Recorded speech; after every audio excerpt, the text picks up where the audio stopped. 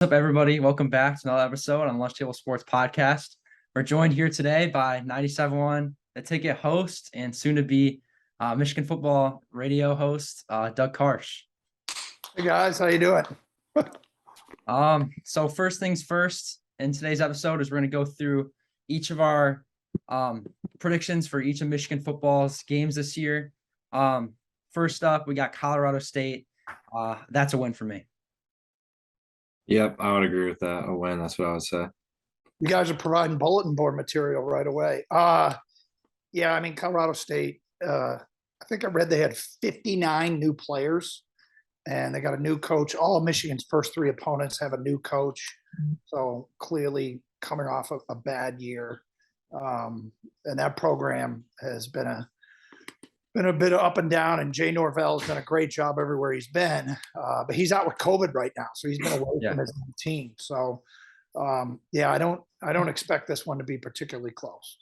Yeah, me neither. I mean, they've had some good players going through there in years past. Thinking about Trey McBride, Michael Gallup, just some of the few players, but I definitely expect an easy win there. Next up is Hawaii, first night game of the year. Got in their new head coach. Kind of raised some headlines there, but that's a win for me. Yeah, I would say these first three are all wins for me, just jumping ahead too. But yeah, I would say a win against Hawaii as well. Do you guys like night games? I mean, against a team like Hawaii, it's not as exciting. It's still a fun game. I mean, a Michigan night game, whoever they play is still gonna be fun. But I kind of prefer, maybe they save that later in the season, maybe back-to-back night games, Penn State, Michigan State, but it'll still be a fun game. Yeah, I would say I like night games. I think it's cool at the big house, but I would agree with what Noah said against Hawaii. It's a little bit less, I would say, exciting, but it's still a cool thing. When you're working them, you don't like them quite as much. Sitting around all day stinks. Yeah. Wake up and get right to the stadium and get it going. But I'm not a huge fan of the night game, especially for a less than marquee opponent. But yes, Michigan should be 2-0 and should be 3-0, obviously. Yeah. I think we're gonna skip that UConn prediction. That's a win for all of us. But things get interesting here against Maryland. First Big Ten team they're gonna face off against. Maryland's definitely kind of a sleeper team, in my opinion. I think they got a really nice offense. They got some big time weapons with Talia Tagovailoa, including Raheem Jarrett and Dante Demas. They got a transfer from Florida and Jacob Copeland. So I think this will be a tougher game than people expect, especially with the next game being Iowa. Maybe Michigan's looking ahead, but I do think they get a close win here in the big house. Yeah, I would agree with that. I think Michigan should win this game. I think they're supposed to, it seems like. So I don't think they should. I think they have no business losing this game against Maryland. That's what I would say. Tagovailoa could be a handful. Michigan handled them pretty easily last year. I think he got happy feet as that game went on. But 4-0 going to Iowa. This is where it starts to get interesting. Yeah, this game's being played at Iowa. I'm not certain if it's a night game or a noon game yet. Rumors are that it might be a noon game, especially with Fox's big noon kickoff thing. Kind of wanted a lot of their kind of big time games be played at noon. So if this is a noon game, I'm kind of expecting Michigan to go into Iowa, take care of business. But if this does become a night game, I think it'll be a way more closer game, way more defensive battle. But I do think Michigan pulls off the win either way. Yeah, I also think this will be a close game. I think Michigan kind of they beat them up last year in the Big Ten finals. But I think this is going to be different. I actually have Michigan losing this game at Iowa. I think Iowa has a good team. I don't know. I think in Iowa it's a tough place to play. So yeah, I have Michigan losing their first game here to Iowa. Well, their defense is going to be great. Offensively, they did not do much against Michigan last year. Their quarterback position, their skill position players, they just didn't seem to have a whole lot of threats. With that said, a defense, you can't – first things first, this is probably the first game we find out who's winning the quarterback battle. I expect them both to play quite a bit. And, ultimately right now I think Cade McNamara has a bit of a leg up, but I think we get a real sense for what Michigan's quarterback situation is in this game. it does sound like the early rumblings are earlier game and not a night game, which is good for Michigan. Tough place to play. I've been out there quite a few times and never seen Michigan win a game at Iowa. So it's a good program, good defense, but this is where we start to learn a lot more about Michigan. Yeah, I 100% agree with that. Next up, we're jumping into a game against another road game against Indiana. Don't think Indiana is quite as good as Iowa. There's been good games in years past. That COVID year, I just kind of want to completely forget about that year. When was the last time I lost against Indiana? But for me, I'm picking a win here. I think they take care of business. Yep, I agree with that. I think they bounce back against Indiana. After a tough game in Iowa, I think they handle Indiana pretty easily on the road. One of the bigger disappointments in the country last year was Indiana. They were the it team going into the year, and then they were just brutal. And I don't expect it to be that much different this year. I don't know if they'll be as bad as they were last year, but again, I think Michigan is in good shape for that game. Yeah, for sure. I think going back to what you said about kind of a letdown year from Indiana, Tom Allen was one of my top guys who coaching kind of candidates when those Harbaugh news came out. He would be going to the NFL and stuff. I was like, all right, maybe I'll give Tom Allen a chance. He played so good. Maybe the roster's bad, but I don't know. I think I could see an improved year there as well. Next up, they got Penn State at home. I think this will be a tougher game too than people might expect. I do anticipate Penn State to be a lot better than last year. They got some big time recruits and Singleton, the running back, and Alar, the quarterback. This is Sean Clifford's final year at Penn State, so maybe stepping up his game a little bit. Sense of urgency for him that this is last year to prove. But I do think Michigan gets the win here. Michigan's offense is just so good this year. They're returning so many starters. I just think they'll win against Penn State. Yeah, I would agree with you there. I think I think Michigan at home against Penn State, I think they got a way better chance than going there. So I like them at home. And yeah, I think they'll take care of business there against Penn State. Dangerous game, proud program. Michigan with an emotional win last year. Kind of that win made you realize that last year's Michigan team was different. It did come late in the year, but ultimately, I imagine they're going to get Penn State's best punch. I believe Penn State has a bye the week before this game, and so I have to double check that on the schedule in front of me. That's something that's always a factor. I think they're going to get. I think this is a dangerous game for Michigan that could go either way. Yeah, I do think this will be a close game. And yeah, I just want to go back to what you said there about last year's win. I think in years past, you see these Michigan teams, 2018 Harbaugh team, 2017, even 2019. I think they lose that game. But this year's team, yeah, this year's team was just different. They found a way to win. And it was just such a fun game to watch. But they go into the bye week. Coming out of the bye week, they play Michigan State. And man, do I think this will be a blowout. I think Michigan will just pound the rock on them. I think all their emotions will be out. I just see all over social media, kind of in their speeches, what are you going to do to beat Michigan State? What are you going to do today to beat Ohio State? I think these players get the memo. They can't let Tucker go up 3-0 against Harbaugh. I feel like this is more of a need. They need to win. And I think this is just all emotions are up and they just blow out Michigan State. Yeah, I agree with you there too. I think they go up big on Michigan State here. I think last year was a huge letdown and they should have won that game. And I think at home it'll be different than last year. I think they'll have a lot of momentum, stuff like that coming off the Penn State game into the bye week stuff. They'll be rested. So I think Michigan does take care of business here against Michigan State at home. Very difficult game to predict and I think Michigan State, if their formula is going to be what appears to be under Mel Tucker, which is every year load up on transfer portal kids, you never know what you're getting out of a portal. You never know if you're getting the next Kenneth Walker or you're getting somebody else's cast off. And, they are going to be relying heavily in the secondary, defensive line, offensive line, running back position on portal kids. and they're extremely difficult to predict, which makes this game very difficult to predict. I said before last year, Michigan State was the toughest team in America to know what they were going to be. And I think it's going to be the same thing this year. I'd love to be able to give you guys a hard prediction. It's going to be this or that. I don't know if anybody knows until we see Michigan State on the field and see what some of these portal kids are bringing to the table. Yeah, I could definitely see that too. I could get behind that. And the week after this, they play Rutgers. I think this is a blowout win as well. Rutgers lost so much talent on their team.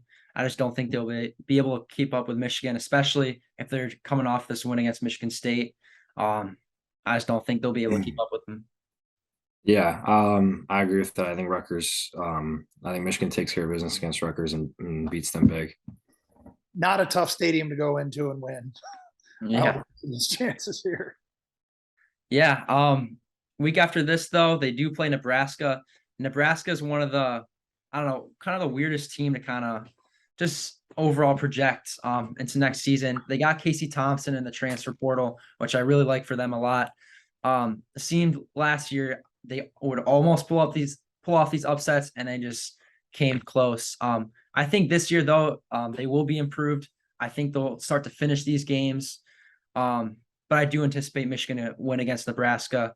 I just don't think they have enough talent to really keep up with Michigan in the end, especially because we're playing at the Big House. If it was at Nebraska, it'd be a different story, but we're at the Big House. I think it's a win against Nebraska. Yeah, I agree with that. I think Michigan does beat them in Ann Arbor. I agree with what you said too. I think if it's in Nebraska, it's a different game, but at the Big House, it's going to be a tough game to play for Nebraska. Nebraska was impressive with their commitment to failure last year. But Adyn Martinez is gone. He made a ton of big mistakes late in games. Casey Thompson from Texas. I expect Nebraska to be one of those teams that has their win-loss record improve dramatically from year to year. But I like Michigan in this game. Yeah. Next up, I think we're just gonna all predict a dub there for Michigan against Illinois. But jumping into the big game, this is a huge one for Michigan. A chance to finally beat Ohio State in Columbus. I think this could go either two ways. I think this comes down to honestly the quarterback battle. McNamara is going to go in there. I don't think McNamara goes in there and really, I don't think he's built to go in there and get the dub, to put the team on his back and really win this game. I think it's down to if the quarterback can really take the team on his back, and that's McCarthy to me. If McCarthy can really win the job and then take the team on his back, I think this is a close game. Either way, I think it's a loss. It's just too much to ask, really, for Michigan to win back-to-back years against Ohio State. It was such an emotional win last year. I was there. I witnessed it. It was the greatest game I've ever been to in my life. I just don't think they can do that this year. I definitely think there's a shot, but it's going to be really hard to do. And also, in my opinion, I think Ohio State's offense has the potential to be kind of like that 2019 LSU offense. I've said this before on my channel. Their offense is insane, and I definitely expect them to put up numbers this year. Yeah, I have a hard prediction on this one. I think Ohio State blows out Michigan in Columbus. I think last year was great for Michigan. Obviously, as a Michigan fan, it was awesome to see, but I don't see that happening again. I think in Ohio, I think this game that stadium will be rocking, and Ohio State's gonna be ready to play. And I don't see Harbaugh getting those guys ready for this game. I think they get blown out in this one. I think I'll have them ready for the game. That's one area where I disagree with you. I think Ohio State has to make up for the loss of their second and third receiver. That always is easier said than done. And I find it interesting. I'm a big believer that Cade McNamara can win that game because he has won that game. I'm also a believer that you can win big with a quarterback like Cade McNamara because last year Georgia won a national championship with a quarterback that I think is less than Cade McNamara. Cade's got so much experience, savvy, and boy, is he stubborn. He's got a stubbornness to him that allows him to bring out his best on a game day. So I'm a big believer in Cade, and I think one of the great things is what's making Cade better is the presence of JJ McCarthy. And he's got a huge fan base. You know, people love JJ, and I think it brings out the best in Cade because he is stubborn, man. He is stubborn and he is a competitor. And I think that makes him better. I'm not saying he's Tom Brady, but Tom Brady feasted off the same thing when he was at Michigan. Yeah, I think that's a good point to jump into our next kind of segment, kind of like the roster breakdown. Start off with like the quarterbacks battle is one of the biggest headlines for Michigan football this season. And I completely agree with you. I've been saying this. If JJ ignites a fire under Cade McNamara and Cade McNamara just comes out and plays like quarterback we haven't seen before, I'm all for that. May the best man win. I truly think this is, I mean, we've said it in years past, between kind of like the McCaffrey-Milton quarterback battle, the Shea McCaffrey quarterback battles. I feel like Michigan fans have always said, no matter what, we're going to have a good option. I think this is the first year in Harbaugh's Michigan tenure that he actually will have a good quarterback no matter what. I just think McCarthy's talent is just undeniable. Just seeing him making those throws, I just don't think McNamara is capable of as much that McCarthy can do. I like the upside of McCarthy. Cade's definitely still a good quarterback, deserves all the respect, but I just think McCarthy's talent's on another level.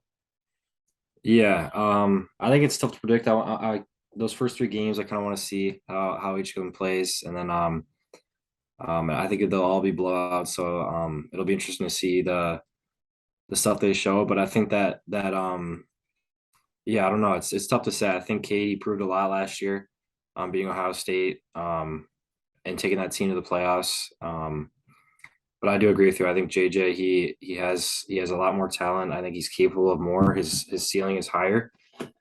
And I think I don't know. I just think he takes the offense to a different level than McNamara does. So yeah, but I don't know. I think just like you said, either way, they're different quarterbacks, but they're both good and they bring different things to the table. So I think either way, Michigan's got a good guy. The thing about Michigan's offense a year ago that is highly underrated is they were as explosive a team as there was in the country, and they did it without probably their most explosive player in Ronnie Bell, who got hurt early. Cade McNamara did a great job leading that offense and taking what the defense gave him. And the early word out of camp, doing the talk show this week, Jake Buck called up and said he's in Camp Cade after seeing practice. And I talked to somebody else that said, Cade, the ball never hits the ground. And JJ is incredibly talented, but one of his issues is he still thinks I can fit that fastball in that tight window when a play isn't there. But he's had success with it. It's like he wants to take a Ferrari out for a spin. He's really talented, but you know we'll see what plays itself out. But he's got to work on his decision making. It sounds like, again, I haven't been to practice, and Cade makes all the right decisions. He's just as solid can be. So suffice it to say, if JJ McCarthy wins that job, it's because JJ is spectacular and is making phenomenal decisions. And if Cade McNamara wins that job, that means you are getting just the one of the best. He's more than a game manager, but he's just making so many good decisions with the football that he's kept this stallion on the bench. I suspect it'll look a lot like last year. Even if Cade wins it, JJ is going to play. JJ loves Michigan. He says he's going nowhere, even if he doesn't win the starting job. So we'll see how it plays itself out. But it just sounds like Cade has really got a full command of the offense and doesn't make many mistakes. Yeah, either way, they're definitely set up for success there. Jumping into kind of my next position group I want to talk about is the wide receiver room. I mean, you just mentioned it. Ronnie Bell looks so explosive, so fast against Western Michigan. Had 2 big plays, that one 76-yard touchdown, and he kind of had that one-hand snag, got called back, but definitely an impressive play. I think this wide receiver room elevates the level of play in which they played last year with Ronnie Bell coming back. This might be the most deep wide receiver room Harbaugh's ever had. I mean, I think there's 6 or 7 guys deep in this room. It'll be really interesting to see who kind of steps up to be that wide receiver 2. The easy pick could be Cornelius Johnson because he was kind of that receiver one last year. But I do think Andrell Anthony could really push him for that opposite kind of outside guy spot on that offense. Just Andrell Anthony's speed and explosiveness, I definitely think can win him that job. AJ Henning too has been mentioned a lot, kind of just getting better, playing some running back. So in that Deebo Samuel kind of position is what they mentioned earlier in training camp. And then Roman Wilson. I mean, I can list the name of guys, Darius Clemens, but this room is going to be very, very exciting to watch.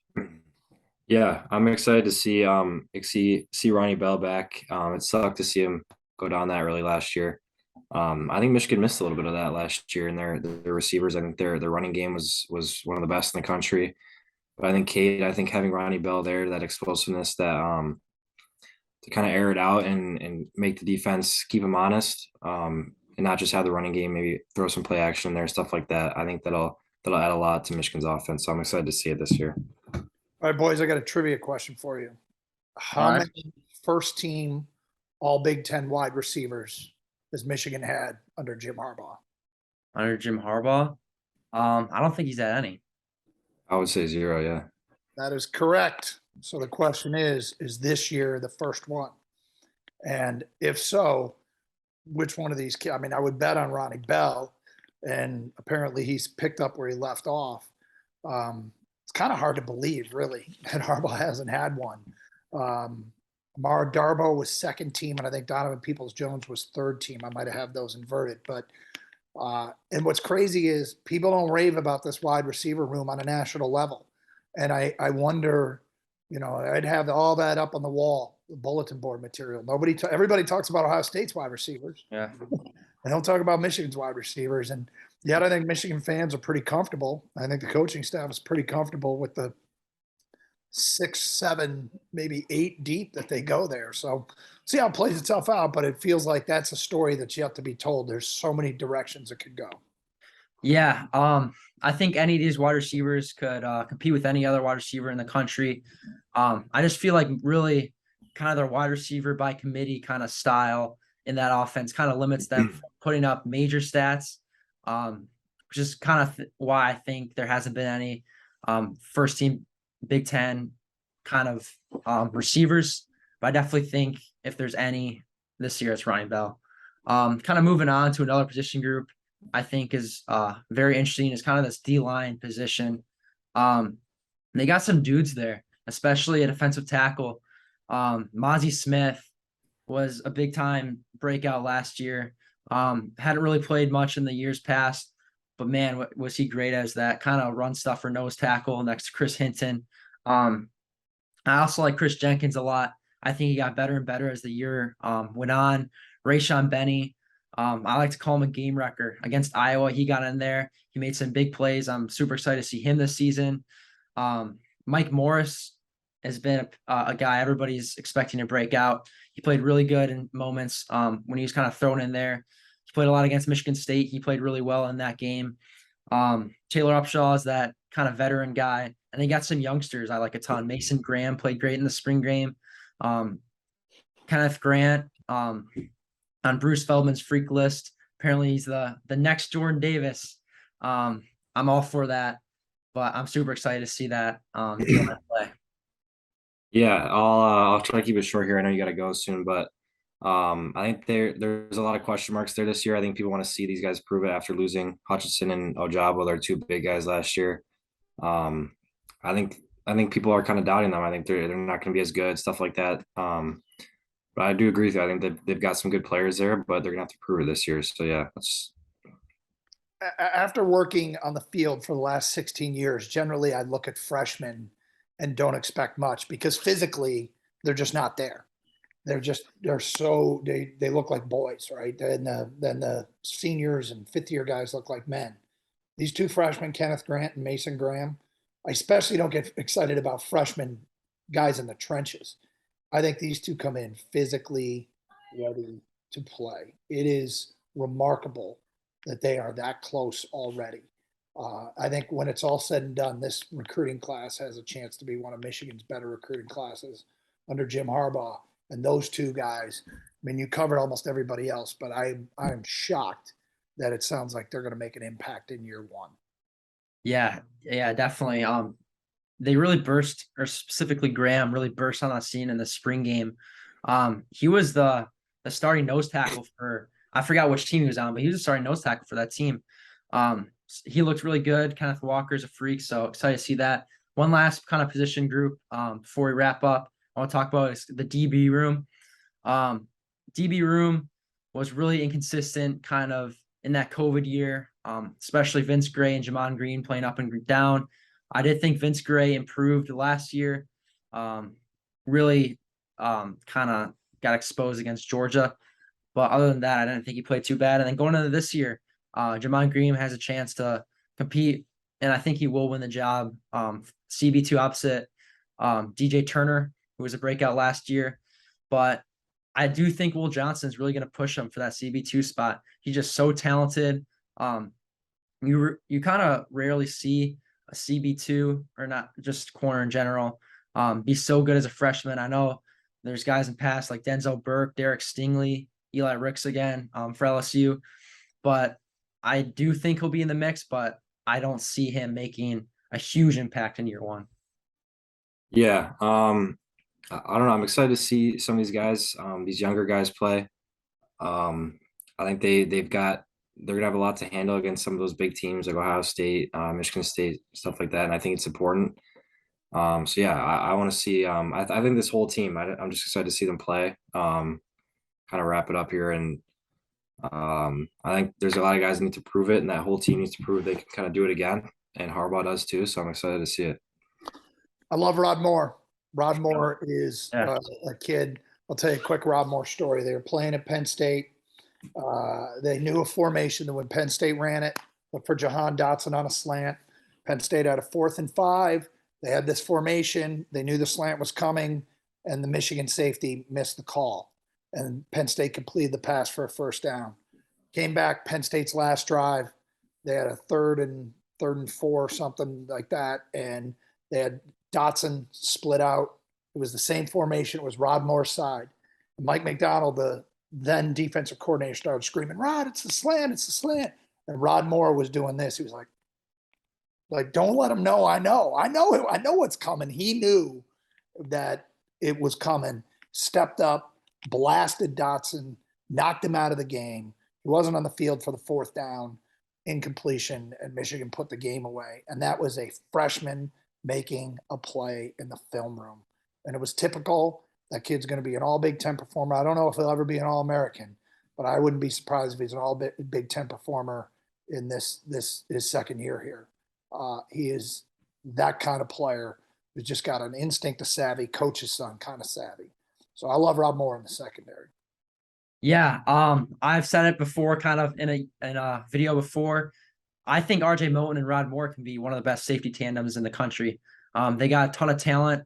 They got depth at safety too. I like some of the younger safeties. Keon Sabb, Zeke Berry, I heard is having a good camp. Even some of the older guys, Makari Page, Quentin Johnson. So that's definitely an interesting group. But before we end here, is there any kind of bold guys we haven't talked about yet? Some breakout players that you're excited to see this year? I think Eric Gall is going to be an All-American. I mean, I know he's not a new player or a breakout player. That kid had a chance to leave. He said right outside the locker room immediately after the Orange Bowl, "I want to start working for next year right now." And that was within minutes of that game ending. And we had heard rumblings that he might go pro, but I think Eric Gall could be an All-American this season. Yeah, I totally agree with you there. He's kind of the full package at tight end.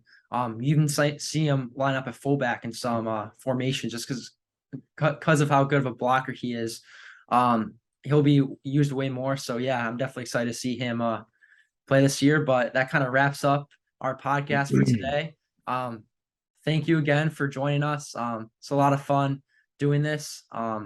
Super excited for this Michigan football season. But once again, thank you for coming on. Yeah. All right, boys. Thank you. Yep, no problem.